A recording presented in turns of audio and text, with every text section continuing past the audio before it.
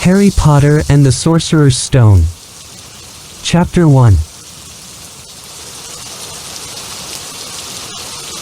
Fancy seeing you here, Professor McGonagall. He turned to smile at the tabby, but it had gone.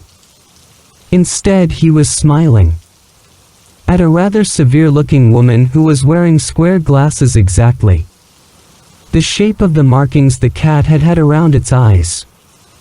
She, too, was wearing a cloak, an emerald one. Her black hair was drawn into a tight bun. She looked distinctly ruffled.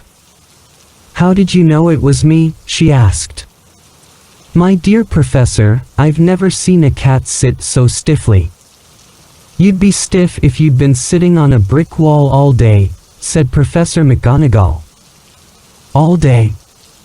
When you could have been celebrating?" "I must have passed a dozen feasts and parties on my way here." Professor McGonagall sniffed angrily. "Oh yes, everyone's celebrating, all right," she said impatiently. "You'd think they'd be a bit more careful, but no, even the Muggles have noticed something's going on.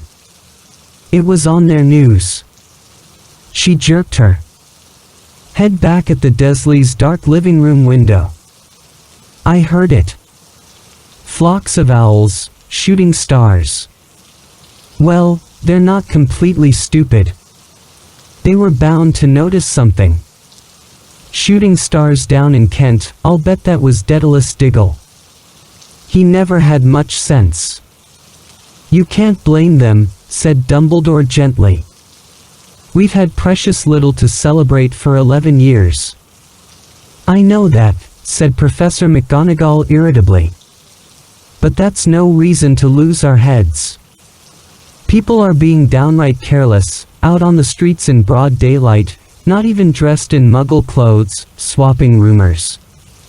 She threw a sharp, sideways glance at Dumbledore here, as though hoping he was going to tell her something, but he didn't, so she went on. "A fine thing it would be if, on the very day you know who seems to have disappeared at last, the Muggles found out about us all." "I suppose he really has gone, Dumbledore,"